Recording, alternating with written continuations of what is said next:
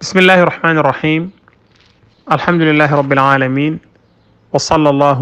وسلم وبارك على نبينا محمد وعلى آله وصحبه أجمعين وبعد. mbokk yi nga xamante ne yéen ñu topp ci kippaangu gi ñu ngi leen nuyu di leen ziyaar di ñaan yàlla subhaanahu wa taala mu defal ñu tawfiq defal leen ko, di leen dokkeel ci kori gi di ñaan yàlla subhaanahu wa taala mu nangul leen,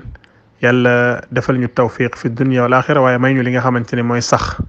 kon ñu fàttali rek lenn lu aju ci li nga xamante ni mooy woor juróom benn fan ginnaaw weeru koor te mooy shawwal. mais laataa loolu rek dañuy fàttali benn point bu am solo, mooy nañu xam ni weeru koor jeex na waaye jaamu yàlla nag jeexut. loolu jar a bàyyi xel la. kon nahnu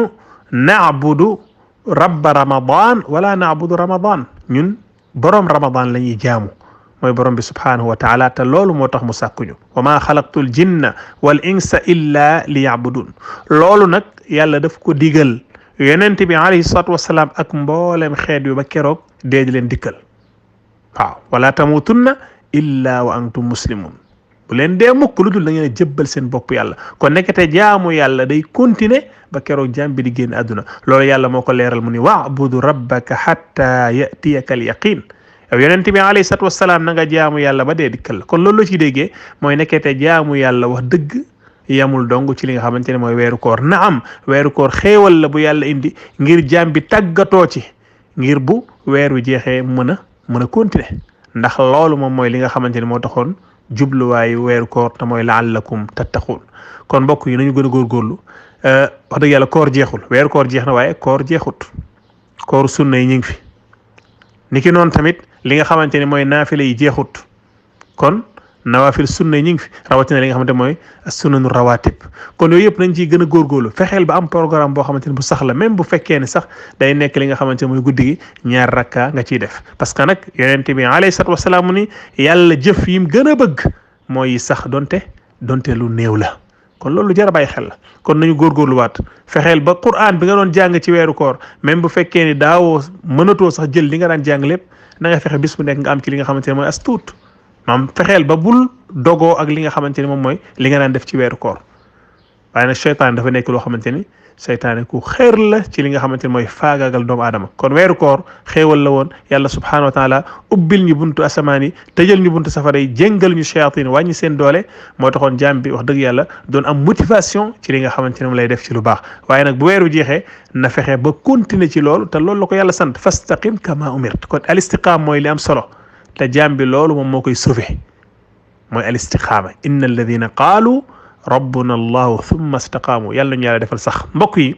li nga xamante ne mooy siyaamu sittin min shawal, woor juróom benni fan ci weeru shawal, daanaka wax yi bari na ci.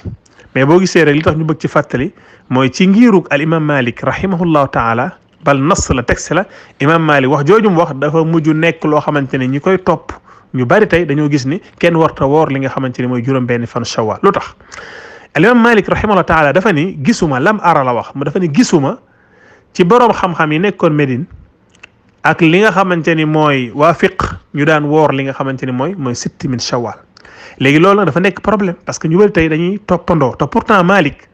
rahimahullah taala waxoon na ni ida saxa al xadiisu fa huwa madhabi, xadiis bu wéree man mooy sama yoon. kon mbokk yi wax dëgg yàlla li ñuy wax rek ci tënk mooy xadiisu yonent bi alayhi salaatu wasalaam bu fekkee ne sax na, wax dëgg yàlla kenn dootul xool waxu keneen. waaw ak fu mu mënti toll, ndax ñun wax dëgg yàlla tu'abbidna bi mutaabaati nabi sallallahu alayhi wa sallam.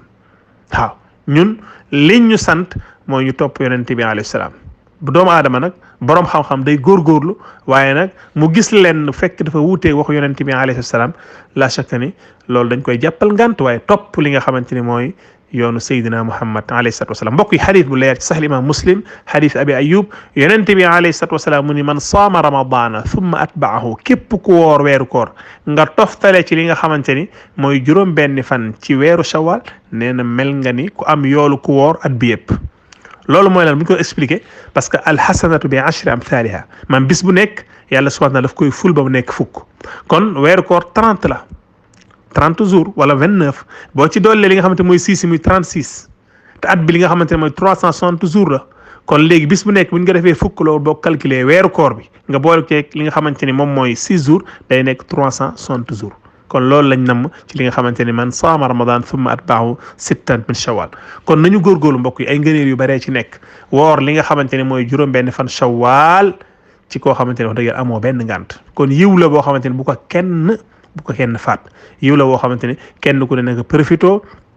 yàlla subhanahu wa taala yàlla ñu nangul kon mbokk yi loolu moom mooy problème bi imam Malik loolu mu waxoon ni gisul waa li nga xamante ne mooy almadina ñu koy woor kon foofu lañ fay wax rek mooy xadisu yonent bi alayhi salaam ñoom ñëpp ay may li ñu wax bu fekkee ni wér na moom la ñuy jiital ci waxu kum mënti doon kon loolu nga xam ne imam Malik wax na ko tey ñu bëri ci almalikiya topp ko ci loolu laa shakka ni waxu yonent bi alayhi salaam li ñuy jiital kooku benn la ñaareel mooy bokk na ci ñoom li ñuy taalil maanaam li ñuy indi ko cause